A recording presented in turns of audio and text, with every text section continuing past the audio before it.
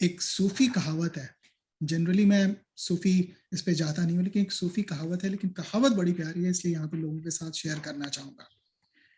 सूफी कहावत ये है कि ऊपर वाला जो गुनाह नहीं करने वाले लोग हैं उनसे कह रहा है, जिन्होंने बिल्कुल कोई गुनाह नहीं किए, जिसको कि ऊपर वाला उनसे बात कर रहा है कि जो भी बिल्कुल जिन्होंने एक भी गुनाह नहीं किए उनसे बात कर रहा है, कहता है, ठीक है। उनका कोई एक वर्ड है उर्दू का जो मेरे अभी दिमाग में नहीं आ रहा कि वो वर्ड क्या यूज करते हैं, जो जो किसी ने कोई गुनाह ना किया हो उसके लिए एक वर्ड यूज करते हैं, वो वर्ड मुझे ध्यान नहीं आ रहा, पर फिर भी तो ये समझो कि उनसे कह रहा है कि जो जो लोग जिन्होंने कोई भी गुनाह नहीं किया उनसे कह रहा है ऊपर वाला। और सुनना, बड़ी मार्मिक बात है और बड़ी प्यारी बात है, और ये समझ में आ जाए, उनसे कहता है कि कुछ गुनाह तुमने भी कर लिए होते। सुनना, ऊपर वाला क्या कह रहा है कि कुछ गुनाह तुमने भी कर लिए होते, क्या मेरी रहम दिली पे यकीन ना था।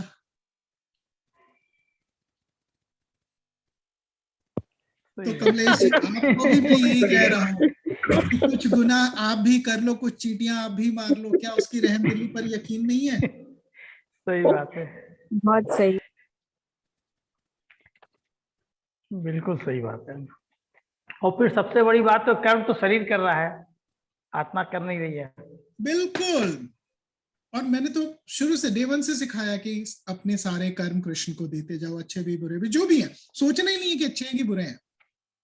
और सुबह उठ के ही कृष्ण से हाथ जोड़ के बोल दो, आप जिस भी फॉर्म में मानते हो, कृष्ण का मैं नाम ले रहा हूं, आप शिव के फॉर्म में मानते हो, हनुमान के फॉर्म में मानते हो, जिस भी फॉर्म में, कि मुझे सही प्रेरणा दे, सही कर्म की, और उस प्रेरणा पे चलते रहें, अपने ऊपर ले ही ना, डर को निकाल दें। और मैंने बोला ना, सूफी संतों की, जिन्होंने कुछ समझा है थोड़ा सा गहराई से, तो सूफी संतों की मैंने आपको बात सुना दी कि ऊपर वाला भी कह रहा है गुनाह नहीं करने वालों से कि कुछ गुनाह तुमने भी कर लिए होते, क्या मेरी रहमदिली पे यकीन ना था।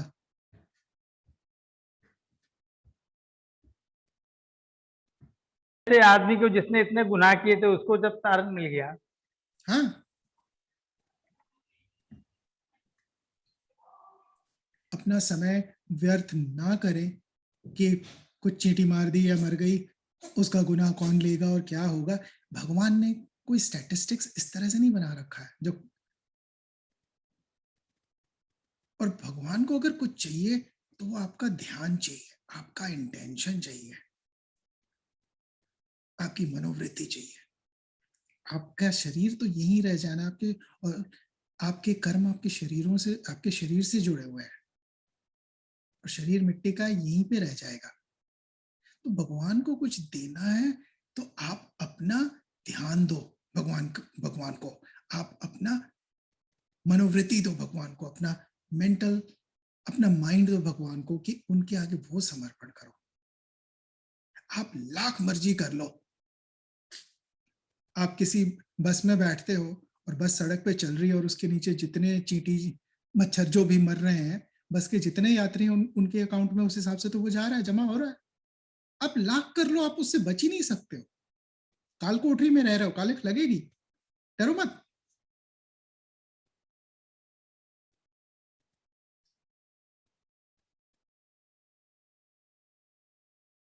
समझ रहे हैं कमलेश जी? देखिए, मैं जब सत्संग करता हूँ या किसी से बात भी नहीं करता नहीं, हूँ, बिल्कुल सही बात है। मैं उसके ऊपर का बोझ उतार देता हूँ। आप बोझ तले मत जियो, कभी निर्वाण पे नहीं पहुंच पाओगे अगर आप इतना बड़ा बोझ अपने सर पे लेके चलोगे कि क्या कर्म कर रहे हो और हिसाब रख रहे हो। अभी एक मैसेज व्हाट्सएप पे देखा था मैंने, हाँ, राजेश जी। हाँ, उसमें एक कोई भंडारा कर रहा था, तो कुछ बच्चे देख करके बोले, भंडारा भाई मेरे भी कर लिया होता। तो एक संत ने कहा कि अरे, चींटियों के आगे दाना डाल दो, हाँ, कहीं हाँ, किसी को वो खिला पढ़ा दो, है। वो भी भंडारा हो गया। हाँ, बिल्कुल, इन बातों से निकलें। और मैं वही समझाते समझाते वो बता रहा था कि कृष्ण से भी लोगों ने पूछा कि जिंदगी को कैसे जीना चाहिए, तो इतना प्यारे शब्दों में कृष्ण ने समझाया है। और कृष्ण कहते हैं जिंदगी को जियो कमल के पत्ते की तरह। कमल का फूल नहीं कहा उन्होंने, कमल का फूल तो मिट्टी पानी से ऊपर खिलता है। उन्होंने कहा कमल, जिंदगी को जियो कमल के पत्ते की तरह। क्योंकि कमल का पत्ता पानी की सरफेस पे ऐसे बैठा होता है, एक तरफ गीला, बिल्कुल पानी पानी से गीला, और दूसरी तरफ पानी डाल भी दो तो टिकेगा ही नहीं, बिल्कुल सूखा। अंग्रेजी का शब्द है हाइड्रोफोबिक। जो ऊपर का सरफेस होता है कमल के पत्ते का, वो हाइड्रोफोबिक है, पानी चिपक ही नहीं सकता, लग ही नहीं सकता। पर जो दूसरा है वो पानी से बिल्कुल डूबा हुआ, लटपट, गीला। कृष्ण भाई समझाते हैं कि कमल के पत्ते की तरह जियो, जिंदगी से डूबा, सराबोर, एंजॉय करो लाइफ को किंग साइज। और दूसरी तरफ सूखा मतलब अटैचमेंट किसी का नहीं, आज छोड़ना, इस वक्त छोड़ना, छोड़ के चल दिया, पीछे मुड़ के भी नहीं देखा।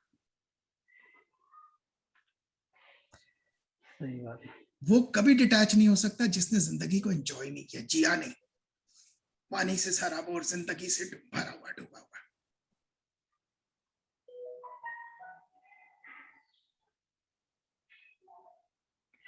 लेकिन तर्पण जो है, एक चीज बता, रामचंद्र जी ने भी तर्पण किया अपने पिताजी का, इसका हाँ, भी तो तर्पण अब तो हर व्यक्ति को करना चाहिए, जैसा पढ़ा मेरी और बात सुना। सुनिए, मेरी बात सुनिए, मेरी बात सुने। जी। अगर लोग बाल कटवाना बंद कर दें, औरत और मर्द, तो क्या होगा?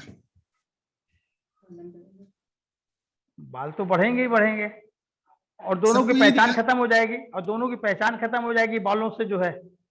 एक मिनट, ये तो सबको दिख रहा है, पर ये नहीं समझ आया किसी को कि कितने लोगों की जीवनी चली जाएगी। सारे बेचारे नाई सैलून वाले, कई पहलू हैं, कम से कम दो तो हैं ही। तो उसी तरह से समझने की कोशिश करें, जो हमारे पुजारी हैं, जो कर्म कांड पे ही जीते हैं, अगर हम कर्म कांड करवाना बंद कर दें तो वो कहाँ जाएंगे, क्या करेंगे?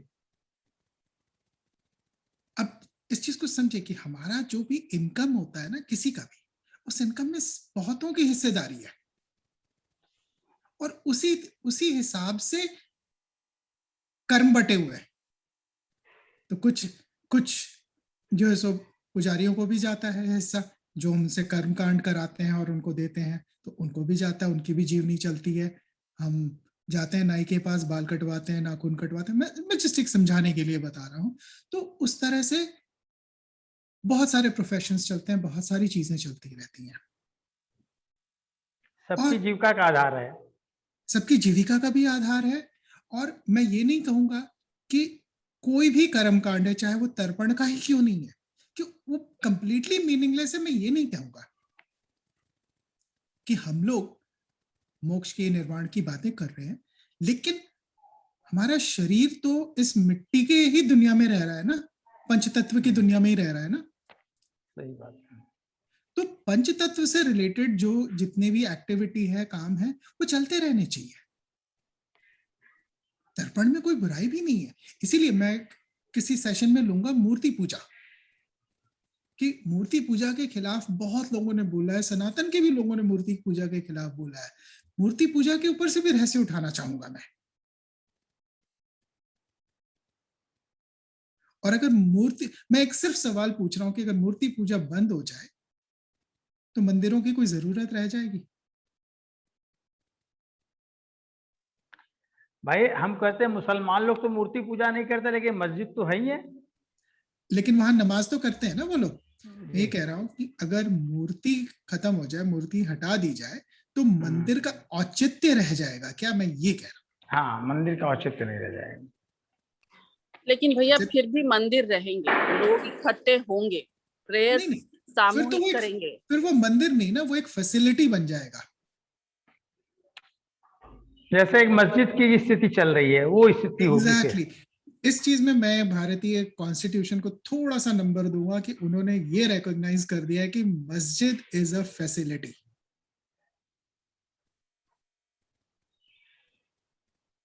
Masjid is a facility, but mandir is not a facility. Mandir is the house of that deity, क्योंकि वहां प्राण प्रतिष्ठा होती है। सही बात है। और बिल्कुल मैं सही ये है। बता दूं कि ये मंदिर और मूर्ति पूजा नहीं होता तो सनातनी आज बचते नहीं, कन्वर्ट हो गए होते। एक डिस्कशन करेंगे, मैं इसके ऊपर भी रहस्य खोलूंगा और मैं इसकी सारी बातें बताऊंगा कि ये मंदिर मूर्ति पूजा क्यों है, इसका पॉजिटिव क्या है, इसका नेगेटिव क्या है, इसमें सही क्या है, इसमें गलत क्या है, इसके ऊपर भी हम लोग करेंगे और उन सारी बातों को भी डिस्कस करेंगे। और मैंने कभी मूर्ति पूजा को गलत नहीं कहा और ना कहूंगा। गौतम बुद्ध ने ये गलती की, मूर्ति पूजा के खिलाफ बोलने की, और उसकी सजा मिली है गौतम बुद्ध को, बहुत बड़ी सजा मिली है।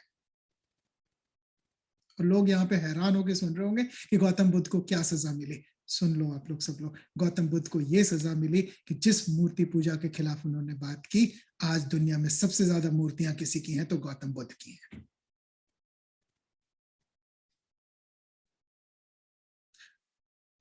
मूर्ति पूजा के खिलाफ बात करने वाले की सजा देख लो। हर जगह मूर्तियों में कैद बैठे हुए हैं गौतम बुद्ध।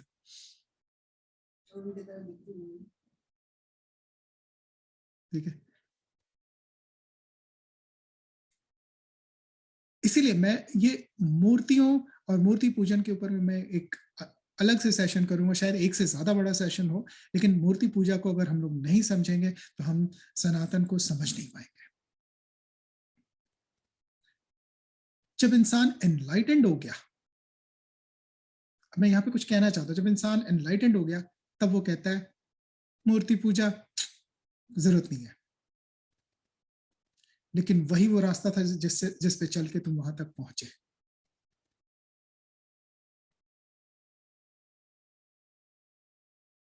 हाँ, जो ज्ञानी है, जो ज्ञान के बहुत करीब पहुंच गए, ज्ञान के मार्ग पे चल रहे हैं, वो मूर्ति पूजा के बिना पहुंच जाएंगे। लेकिन सब ज्ञानी नहीं है, सबकी शुरुआत ज्ञान से नहीं हुई है, सब ज्ञान के मार्ग पे नहीं है। मूर्ति पूजा के अपने मेरिट्स हैं, मूर्ति पूजा का एक अपना महत्व है, और उस पर हम लोग एक लंबा सेशन करेंगे, इंपॉर्टेंट सेशन करेंगे, और उस पर बहुत कुछ बात करने को और बहुत कुछ समझने को है। उसमें इतना फाइन बैलेंस है कि अगर वो समझ नहीं आया तो हम गलत दिशा में भी बढ़ सकते हैं, और समझ आ गया तो हमको ये भी समझ आ जाएगा कि मूर्ति पूजा में पॉजिटिव्स क्या हैं और मूर्ति पूजा की नेगेटिव क्या है। अगर आप लोगों को हमारा ये चैनल पसंद आ रहा है तो प्लीज़ कमेंट करके हमें बताएं। अगर किसी खास विषय पर वीडियो देखना चाहते हैं तो वो भी कमेंट सेक्शन में लिखकर हमें बताएं। हमारा उद्देश्य सनातन धर्म की परंपराओं, सनातन धर्म के रीति रिवाज, सनातन धर्म की गहराइयों को समझना और समझाना है। हमारे इस उद्देश्य में आप भी हमारी मदद कर सकते हैं, हमारे वीडियोस को लाइक करके, हमारे चैनल को सब्सक्राइब करके और अपने परिवार और मित्रजनों में शेयर करके। धन्यवाद।